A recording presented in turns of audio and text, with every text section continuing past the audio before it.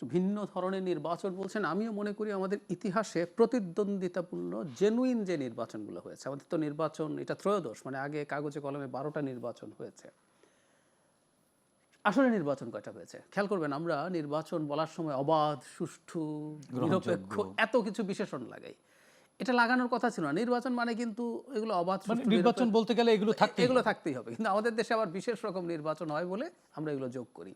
তো যাই হোক, আমি সেই পয়েন্টেই বলছি, ভালো নির্বাচন, গ্রহণযোগ্য নির্বাচন যেগুলো হয়েছে, এই প্রথম কোনো একটা নির্বাচনে আমরা সম্ভবত না, আমি অন্তত খুব কনফিডেন্টলি বলে দিতে পারি কে জিততে যাচ্ছে, বোঝা যাচ্ছে এতটাই ক্লিয়ার। আর কোনো নির্বাচনে এই পরিস্থিতি ছিল না। কোনো একজন হয়তো খুব খারাপ করেছে, কিন্তু একেবারে ধরুন 2001 সালের নির্বাচনে আওয়ামী লীগ 62টা সিট পেয়েছিল, খুবই খারাপ, কিন্তু অনেকগুলো আসনে কিন্তু হাড্ডাহাড্ডি, এবং আপনি আগে বলে দিতে পারছিলেন না যে কে যাচ্ছে, নিশ্চিতভাবে বিএনপি জিতে যাবে, এভাবে বলে দিতে পারছিলেন না।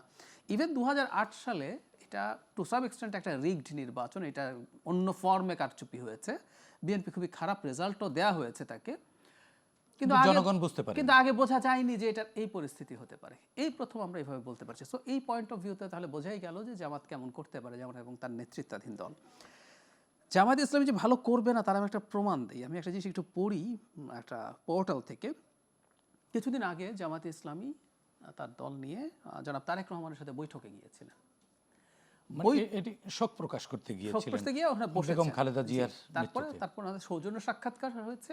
বেরোনোর পর, সৌজন্য সাক্ষাতের পর বেরিয়ে জামাতের আমির কিছু কথা বলেছেন যেগুলো রাজনৈতিক। হ্যাঁ, আমি একটু এই কথাগুলো পড়ি, তাহলে বোঝা যাবে জামাত, উনি মানে আমির স্বয়ং যখন বলছেন, উনি কি বলছেন। ওনারা বলছেন, আজকে এই নিয়ে আমরা আলাপ আলোচনা করেছি, আমরা এটাও বলেছি প্রিয় দেশের স্বার্থে অতীতে আমরা একসাথে কাজ করেছি, আগামীতেও দেশের স্বার্থে ইনশাল্লাহ একসাথে কাজ করবো। আচ্ছা, তারপর বলছেন তারেক রহমান সহ বিএনপি সবাই একই আকাঙ্ক্ষা ব্যক্ত করেছেন। এরপরের জায়গাটা খুব ইম্পর্টেন্ট।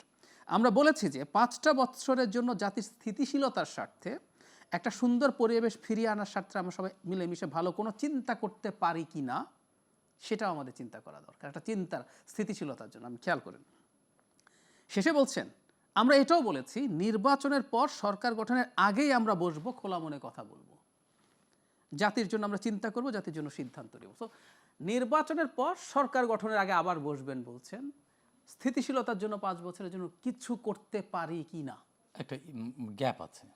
তার মানেটা হচ্ছে, আমি এখন খোলাখুলি যদি বলে, আমি যেটা পড়ে বুঝি, উনি এটা বার্তাও দিতে চেয়েছেন, আবার সরাসরি বলে ফেলতে চাননি, সেটা হচ্ছে এটা জাতীয় সরকার বিএনপি তৈরি করবে অনেক দিন থেকে। এটা ইভেন শেখ হাসিনার সময় থেকে, 2022 সাল থেকেই তাদের একটা এক ধরনের প্রস্তাবনা আছে। আমি আমিরের এই বক্তব্য পড়ে আমার মনে হচ্ছে তিনি জাতীয় সরকারে যেতে চান। তাহলে গণতান্ত্রিক পার্লামেন্টে অপোজিশনে কে থাকবে? কিছুই হবে না, এটা হয় না।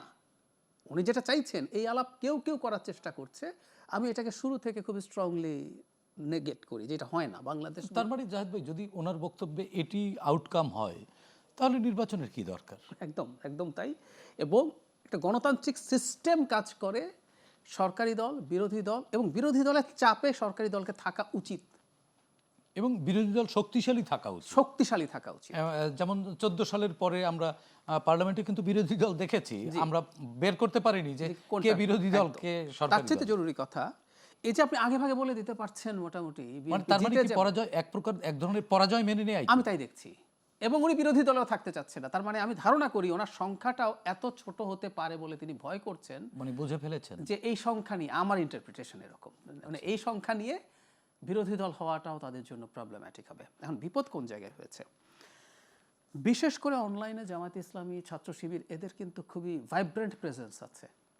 আমি প্রায় মানে এই ধরনের টকশোতে অনেককেই বলি, অনেক সংখ্যক চালককে বলেছি, আমি আপনাকেও যদি বলি, আপনি একটা পোল তৈরি করুন, এই নির্বাচনে কে জিতবে, প্রায় দেখা যায়। এই পোল 2 দিন রাখলেন, 50,000 1 লাখ ভোট হলো, দেখবেন জামাত 3 গুণ ভোট পেয়ে জিততেছে, বিএনপির ভরাডুবি। মাঝে মাঝে দুজনের ছবি দেয়, ডাক্তার শফিক, জনাব তারেক রহমানকে চাইলে লাইক দিন, শরীফ সাহেবকে চাইলে হার্ট দিন, লাভ দিন, ওটাও 3 গুণ 4 গুণ শফিক সাহেব পান। তার মানে অনলাইনে একটা ইকোসিস্টেম তাদের আছে, তারা সবাই মিলে এগুলোকে ভোটে জেতায়। কিন্তু মাঠের পরিস্থিতি আসলে আস্তে আস্তে স্পষ্ট হয়ে উঠছে।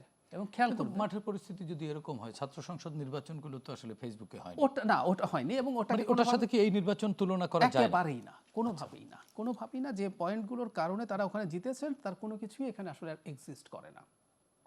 মানে আমির স্বয়ং এটা চাইছেন, মানে এখন উল্টো হতে পারে, আমির কি এটা ভাবছেন যে আমরা সরকারে জিতে বিএনপিকে জাতীয় সরকারে নিতে চাই? উনি সরকার প্রধান হবেন, বিএনপি নেবেন কিনা, যাই হোক আমি সেটা মনে করছি না।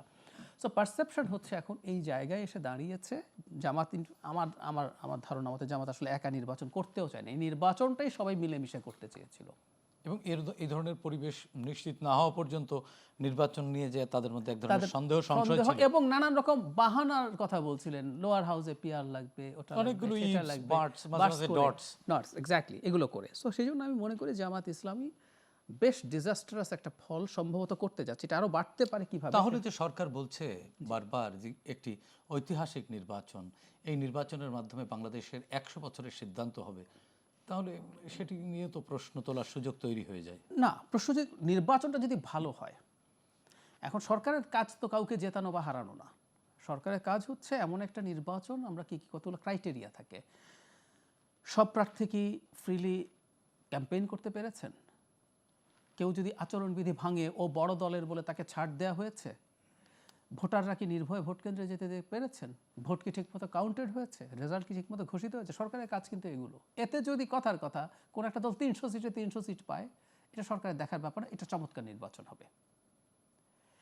100 বছরের কথা যেটা বলছেন সেটা আসলে অন্য একটা কারণে, সেটা হলো গণভোট, যেটা মানে গণভোটকে ইন্ডিকেট করে তিনি বলছেন। কারণ হলো গণভোটের মাধ্যমে কতগুলো বেসিক স্ট্রাকচারাল চেঞ্জ আমাদের কনস্টিটিউশনে আসার কথা, এটা নিয়েও ডিবেট পরে হতে পারে, এগুলো তো আসলে থেকে যাবে। এগুলো যেহেতু থেকে যাবে, এইটাকে ইন্ডিকেট করে ডক্টর ইউনূস বলছেন। কিন্তু তিনি নির্বাচন সম্পর্কে একটা কথা বলছেন, এটা আমাদের ইতিহাসের শ্রেষ্ঠতম নির্বাচন হবে। আমি আসলে একেবারেই সেটা মনে করি না, কারণ এখন পর্যন্ত অন্তত আইন শৃঙ্খলা এটিও তো শ্রেষ্ঠত্বের একটা ইন্ডিকেটর হতে পারে যে এমন একটি নির্বাচন হচ্ছে যে নির্বাচনের মাধ্যমে পার্লামেন্ট প্রথমবারের মতো কোনো বিরোধী দলই খুঁজে পাবে না। এরকম একটা পরিস্থিতি যদি সবাই মিলে ওটা করতো, তাহলে আমার ব্যাখ্যা অনুযায়ী এরকম হতে পারে। কিন্তু উনি যেরকম বলছেন ওই মানেরও নির্বাচন হবে না, কারণ সোফার সরকার এবং নির্বাচন কমিশন বিশেষ করে আইন শৃঙ্খলা রক্ষার ক্ষেত্রে তাদের যে ধরনের পদক্ষেপ, তাদের যে ধরনের ইনিশিয়েটিভ দেখছি, এগুলো আমি সন্তুষ্ট হওয়ার মতো দেখছি। বেশ কিছু দুর্বলতা আছে, ভীষণ দুর্বলতা আছে। এখন নির্বাচন যদি এগোতে থাকে, বিশেষ করে আমরা 22 তারিখের পর এগুলো আরো বেশি বুঝবো, কারণ ক্যাম্পেইন যখন শুরু হয়ে যাবে, যখন দলগুলো তার শক্তি নিয়ে মাঠে নামবে, পরস্পর মুখোমুখি হবে, ক্যাম্পেইনের মধ্যে দেখা হবে, বাংলাদেশের মানে ঐতিহ্য বলে এই সময় সংঘাতমুখ পরিস্থিতি হতে পারে। সো ওই সময় আমরা বুঝতে পারবো সরকার আসলে কতটুকু এফেক্টিভলি কাজ করছে। এর মধ্যে জাহিদ ভাই আরেকটি জিনিস কিন্তু আছে যেটি আমরা ভুলে গেছি হয়তো অনেকে বা ভুলতে বসেছি, সেটি হচ্ছে যে 5 আগস্ট 2024-এ যে সরকার তাদের সীমাহীন দুর্নীতি অনিয়মের কারণে এক প্রকার পালিয়ে যেতে হলো পেছনের দরজা দিয়ে, তাদেরও তো কর্মী সমর্থকদের একটি সিংহভাগ রয়ে গেছে। তারা কি বসে থাকবে? যদি সংঘাত হয় তাহলে বসে থাকবে না, সংঘাত না হলে তারা ইনিশিয়েট করার সাহস তাদের নেই। আপনি কি মনে করছেন যে সংঘাত একেবারে নির্ঝঞ্ঝাট একটি নির্বাচন হবে? আমেরিকাতেও তো সংঘাত হয়। সংঘাতের এই যে বলছি, যেমন ধরুন আওয়ামী লীগের প্রশ্নটাই বলি, আমেরিকাতে যেটা ঘটনা সেটা হচ্ছে আমেরিকা তাদের যে ধরনের সংঘাত, যে ধরনের সমস্যা হয়, সেটা মানে মারামারি বা সহিংসতা ধরনের না, তাদের অ্যাসপেক্টে ওটাও তো এক ধরনের। কিন্তু আমি আমাদের কাছেই বলি, লম্বা সময় ধরে গণতন্ত্রের চর্চা ভারত করে, তাদের ওখানে এই মারামারি ইভেন খুনোখুনি হয়ে যায়, তাদের লোকাল গভর্নমেন্ট ইলেকশন, বিশেষ করে পশ্চিমবঙ্গে আমরা দেখি পঞ্চায়েত নির্বাচন খুবই সহিংস হয়। কিন্তু আমাদের দেশে আওয়ামী লীগ তো আসলে চিহ্নিত, ফলে তারা এসে কোনো একটা সংঘাত ইনিশিয়েট করার মতো অবস্থা এই নির্বাচনে তাদের নেই।